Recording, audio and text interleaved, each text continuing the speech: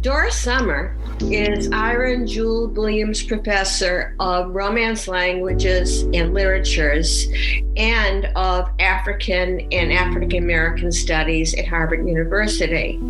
She is also director of the Cultural Agents Initiative at Harvard University. Welcome, Doris. Thank you so much, June. It's really a pleasure to be here with you. We'll be talking today about the humanities. And I was doing a little bit of reading, and I came across a quote from something that you had written in an essay called Welcome Back. And in that you say, reflecting on my own practice began when I noticed how many talented students leave literature to pursue something, quote unquote, useful. Economics, politics, medicine. Bereavement is a familiar feeling for humanists, and it made me wonder why we are left behind. Is what we teach useless? So I'm asking you today, in the middle of this pandemic where we need science, and in the middle of this online learning where we need technology, are the humanities useless? We're also meeting on a day when we can celebrate the inauguration of a democratically elected president. And I want us all to think about how important the humanities are for democracy, for the health of a beautiful and precarious political experiment. Democracy depends on thinking slowly, listening to different points of view, enjoying debate and deliberation. If we don't enjoy those practices and develop those skills and tastes, the technology, the medicine don't have the effects that they could. So what the humanities do is develop a social fabric and a taste, as I say, for debate, for deliberation, for being together. It's a talent for sociability. That's very interesting. Could you give us a couple of concrete examples about that? Yeah. Many historians place the beginning of modernity in something called a public sphere, where people just got together because they wanted to. Salons, cafes, reading groups. When people enjoy each other's company and enjoy being smart with each other in each other's company, there's an opportunity to develop, as I say, this taste for difficult conversations. I'll give you a counterexample. When a political theorist, an important philosopher like Jürgen Habermas talks about communicative action as the name for politics, when people can talk through challenges and come to agreements, skeptics ask him, how do you get there? Why do people want to talk to each other? Why do people want to raise difficult questions with each other? And how do you level the playing ground? And I think a humanist would say, well, it begins with sociability, with the desire to be together and to think through difficult questions simply because you enjoy each other's company. Well, being sort of a devil's advocate while recognizing the importance of what you say, why can't students just take science and technology and talk about these things in the coffee shop? Okay, well, I'll put the question back to you, June. How do students of science and technology address a question? Are they interested in getting the right answer, or are they more interested in listening to everybody's speculation? They're interested in getting the right answer. Exactly. And when you read Habermas, for example, getting the right answer is an important part of democratic process. But the other, just as important part of democratic process is universal participation. It's enjoying the sharing of different perspectives, different experiences, different stories. That's what we would miss if we're in the coffee shop with technical thinking. Mm-hmm. So you've done a lot of work and have taught a course on Latinx studies. How does this whole discourse about the importance of the humanities figure into the Latinx community? Yeah, the course that we just did, that finished last semester, is on Afro-Latin American literature. That's the particular part of Latinx that we developed last semester, and it was called Literary Liberties, Libertades Literarias, Afro-Latin America Rights. And there, what is interesting about the humanities in the development of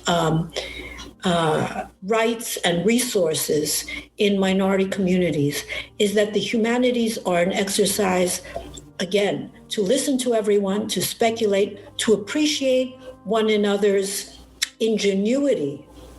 The literary liberties is a way to focus on the crafting, the cleverness, the way that conventional words are used in unconventional ways. In other words, it's focused on art. And what the humanities do, people ask me, what do the humanities do? What does it mean? What is it good for? And a very simple answer is that the humanities interpret the arts. It's one thing to make art, it's another thing to reflect on it. So what we did in that course, and what we do in general in the humanities, is reflect on art. Notice where it has made a change, where it has opened a liberty, where it's gotten people to think in unconventional ways, which aren't violent. They can be irreverent, but they don't go to physical violence. Open up new ways to relate to one another and to enjoy difference. There's a value in the humanities that we should treasure, even when we know we need technology, medical science, and all the other fields that we developed. We enjoy difference just for itself in the humanities. So could you talk to us a little bit more about this course that you just talked? And you're teaching it in an environment in which the United States is going through a lot of racial turmoil, and one might even say polarization. So what kind of awarenesses, what kind of realizations did the students in your class, perhaps even yourself, have by teaching this subject? Thank you so much for the question. This is precisely where we can engage with each other and engage the public. In so many ways, the racial polarization in the United States and in many countries brings politics to an identitarian style. We defend a particular culture, race, with an identitarian position. We say, this is what I am. You cannot speak for me. And I defend my right to be who I am, period. What a course in the humanities does is show that within the constraints of racial inequity, within the constraints of using someone else's language, one is incredibly clever, very admirable, and finds new ways to connect to people who didn't expect a particular move in a piece of literature, in a conversation. So literary liberties is a way of expanding the range of conversations and developing admiration. Admiration is an important political word. We haven't been using it. But when you admire an interlocutor, even when you don't agree with them, there's a basis there. As I say, it goes back to the sociability that was a value for the Enlightenment on. there's a value in admiration that sustains difficult conversations and doesn't just reject people out of reasons of prejudice. Give us a couple of examples of things that went on in the class about difficult conversations, about funny points of realization, just so that our listeners can understand a little bit more about the dynamics of what's happening here. Well, the people who took a course on literary liberties in African American, Latin, Afro literature, you can imagine are already friendly interlocutors with the theme. But to read with an eye to admire new moves was a new experience for many students. They expected to find important themes, and what they were shown were ways to find important moves, strategies, rather than content. And what I want to say about the course, the best thing about the course was the students. The next best thing were the guest speakers. We had an illustrious roundup of excellent authors, brilliant contemporary Latin American, Afro-Latin American authors who came to speak with us. And that's one of the gifts that that Zoom has given us. We had Lucia Charuni Yescas, a brilliant Peruvian novelist who lives in Germany now. She came to speak with us about the literary moves in her excellent novel, Malambo. How does the herb dealer do a pregón which gets the attention of a person whom she needs to help her find her lover? But the language of herb remedies becomes one of the resources that Afro-Latin American readers will recognize, and yet she used it in a way that is new for anybody who hasn't read her. We heard from Fabienne Cano, a brilliant Martinican novelist, who began her conversation with a taped invocation to Eshu, to the god of roads and crossroads in the Yoruba pantheon. And I, Doris Sommer, started the course with an invocation to Eshu, not as formal as hers, but a reference to the god of the crossways, because I quoted Henry Louis Gates Jr., who wrote an important book in 1986 called The Signifying Monkey, about North American literature, Afro-American literature in the United States. And he says the Yoruba Orisha for the crossroads, whose name is Eshu, Legba, is much more important in the Americas than in Africa. Because when you're in a tight spot, such as slavery and prejudice, you need to figure out maneuvers to find some freedom inside the constraints. And that's what an artist does. And that's what elicits our admiration. So in this lineup, let me just say, we had Mayra Santos Febres, we had Nancy Morejon, we had Alfonso Munera, who is a brilliantly creative historian, and Adelaida Fernandez from Colombia too. We had brilliant writers, and the tapes of those sessions are available on the website of Libertades Literarias, which you can access through ALARI, through the Afro-Latin American Research Institute, and through Romance Languages. I hope our listeners take advantage of that. Your point, though, about the composition of the class, that these are students who are kind of prone to accept these values and treasure these values. How in the humanities, particularly in the academic situation, do you create spaces so that people who either never have heard of this kind of literature or who think in some way that it's inferior or they can't be bothered with it. How does the humanities manage to create these spaces? What can be done? Yeah, I like that question too, because I ask myself the same question. And one response has been to partner with colleagues outside the humanities who understand the value of the humanities and want to bring that value to their students. So, for example, 2 years ago, I taught a course in the School of Engineering and Applied Sciences with David Edwards and Rob Howe. It was the art and the science of making. This coming semester, starting next week, I start a course with Fawaz Habo, a dean of SEAS, School of Engineering and Applied Sciences, on science and sociability. And the subtitle of the course is Janice Faces the Future. One face to the sciences, one to sociability.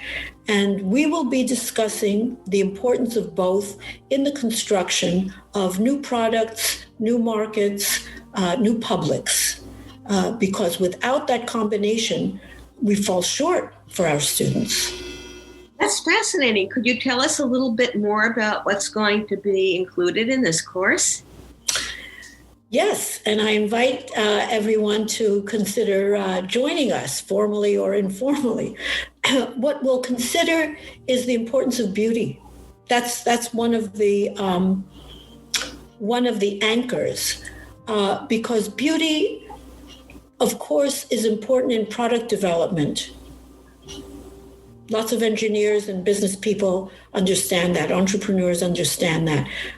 Apple has been successful not only or even mostly because of its engineering, but because of its design, right? And other people can find other examples of successful businesses that know that beauty sells. But beauty is also very important as a topic of conversation. When you talk about beautiful things, your phone or a flower or a sunset or a painting, you are talking at a level that doesn't have any economic value or any political value or any moral value. It just is a glue that makes you want to talk to each other, hear each other's opinions, get each other's references to experiences that you haven't had, but that are now interesting to you because everybody is looking at the same thing or listening to the same music. And there you generate the social glue of sociability that makes people valuable through this disinterested conversation. And I'm using a standard vocabulary from 18th century Enlightenment. Disinterested enjoyment is aesthetics. That's very, very interesting. We're talking all these wonderful things about what humanities can do.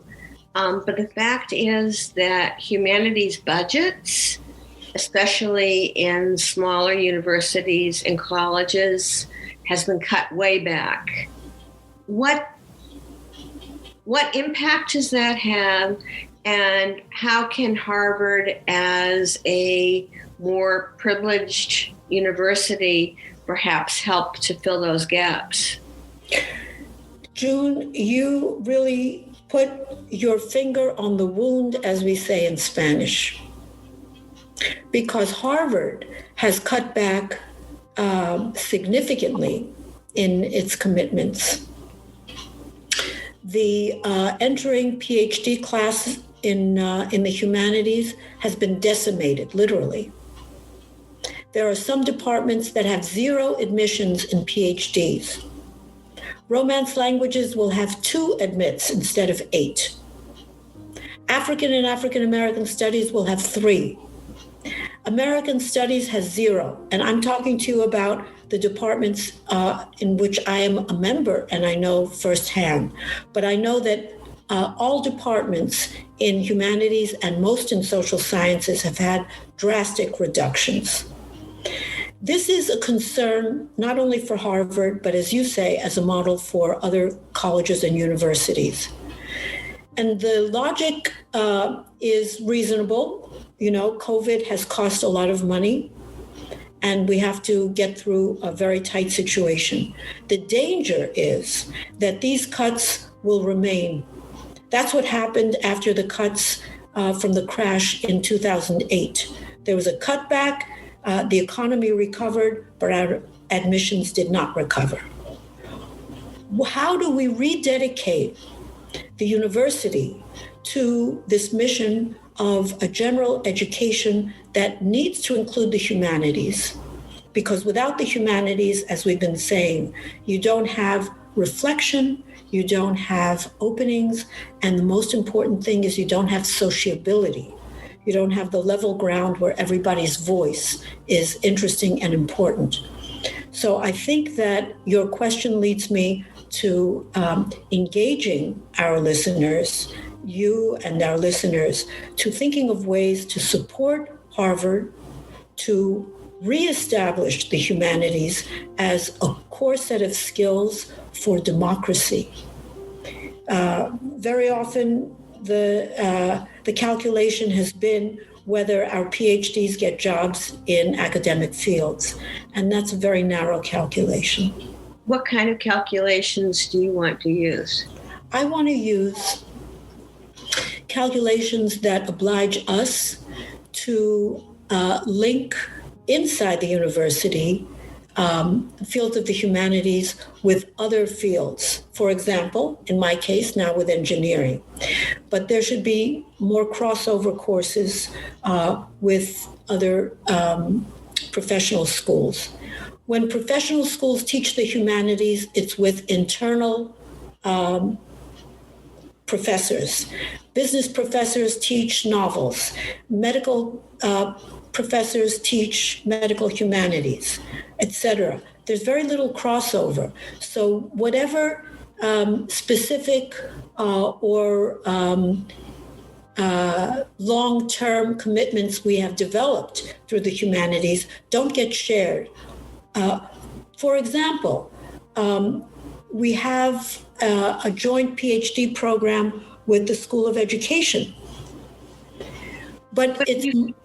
When you say we, you're referring to GSAS and the humanities. I'm not talking about my particular fields, but the School of Education and the humanities, GSAS in general, are charged with developing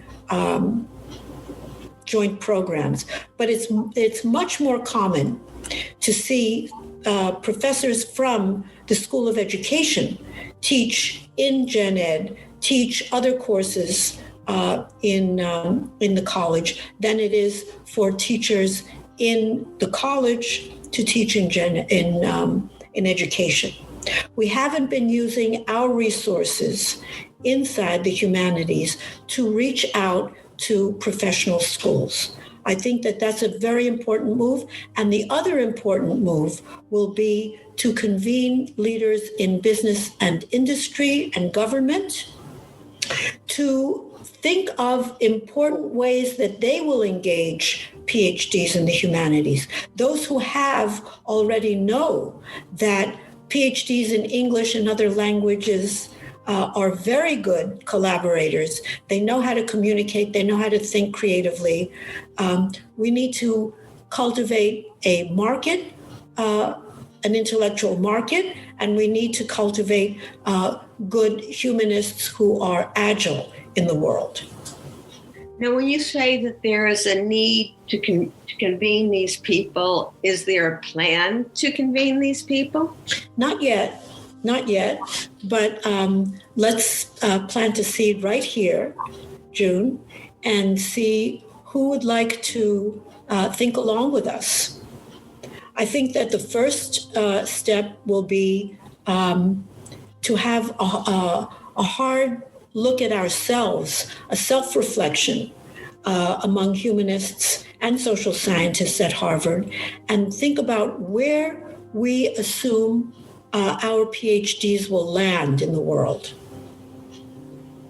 and maybe adjust our curricula and our collaborations across the university in a direction we find creative and useful.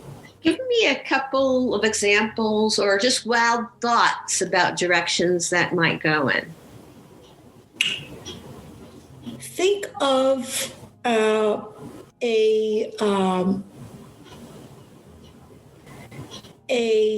director of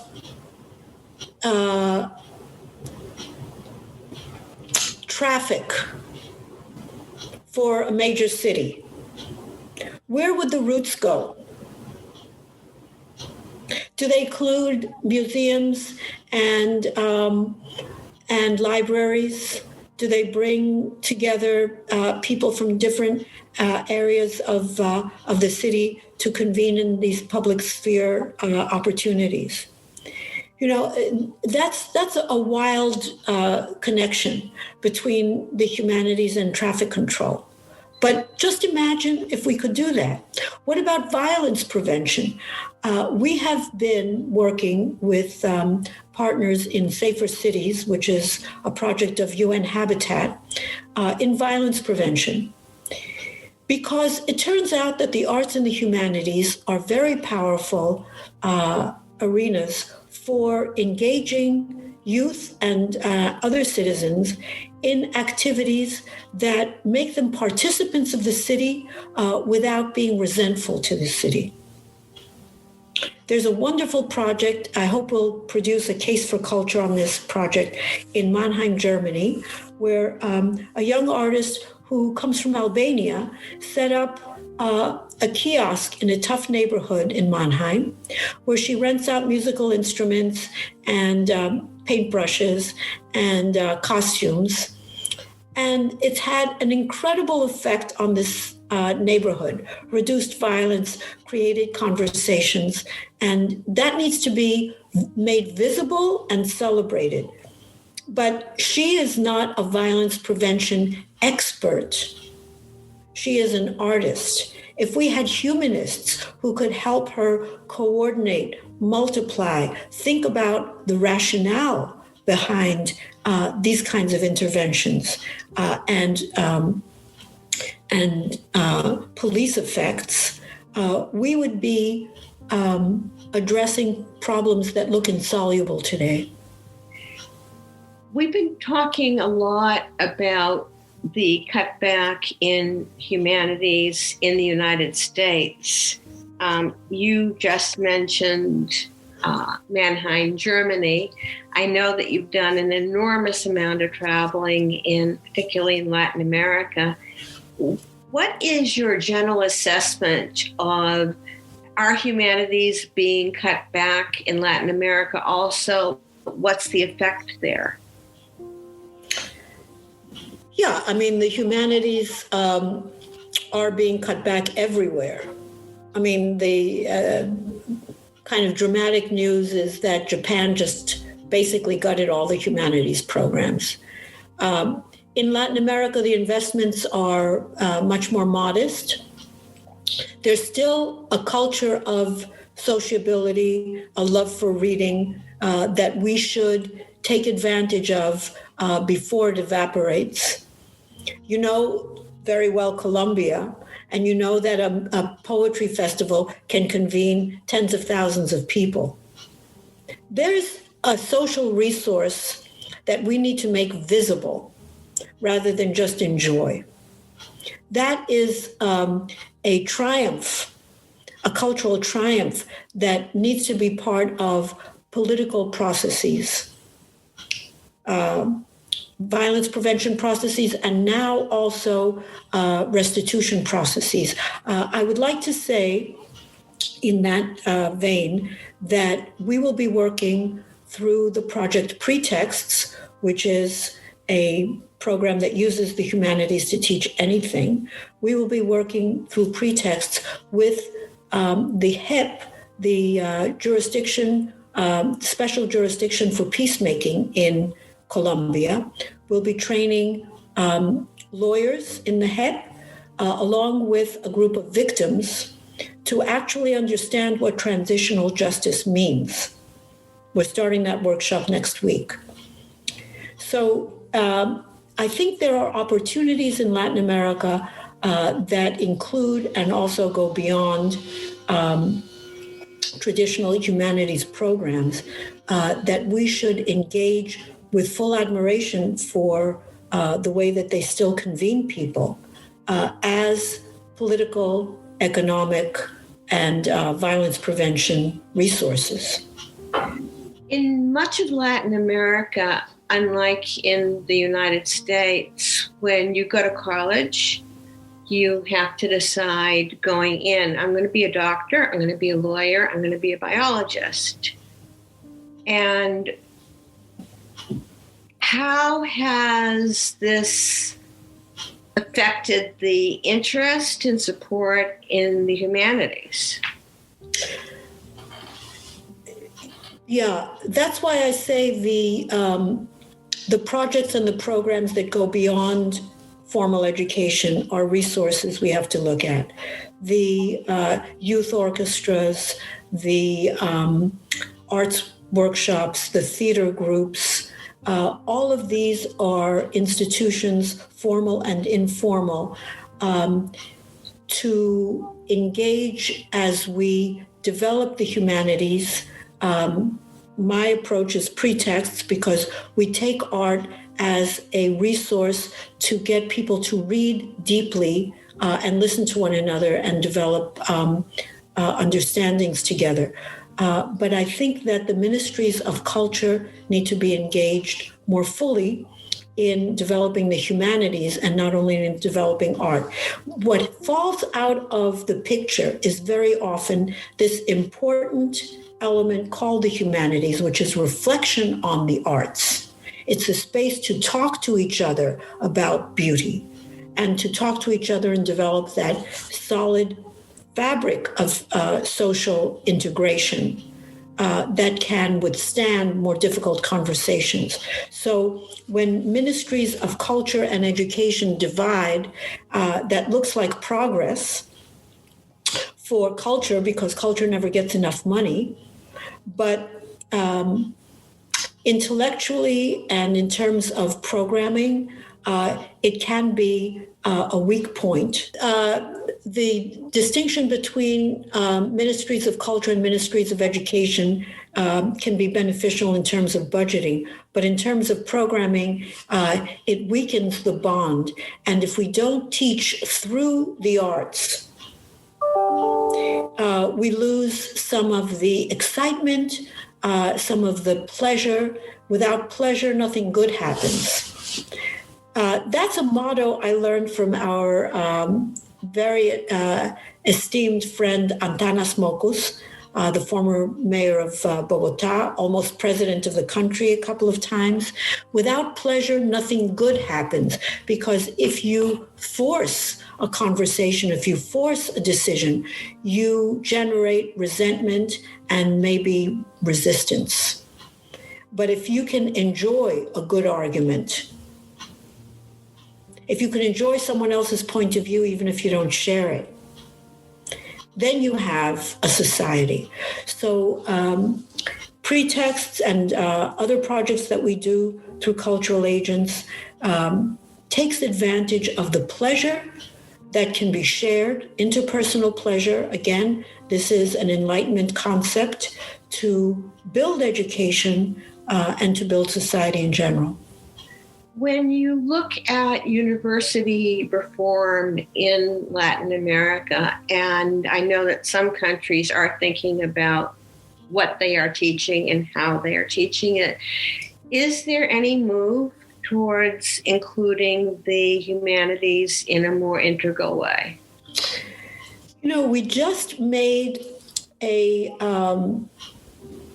convenio through the NGO face of cultural agents. We're a Harvard initiative, as you said, but the work that we do outside of Harvard is done through an NGO, which makes us agile inside and out. And through the NGO, we have a convenio with the Universidad Mayor in Chile, precisely because they have that vision. They have that vision of an entrepreneurial university. If you look them up, that's their subtitle. An entrepreneurial university, and it understands itself as developing the humanities as part of the development of a practical imagination, an imagination for the future. So we will be doing projects with them to develop the pabellon in the south, in Temuco, as a way of integrating their campus in the land of the Araucanos, right, the Mapuche land. We'll be using Pretextos there in the pabellon, which is a museum and also a campus in Santiago.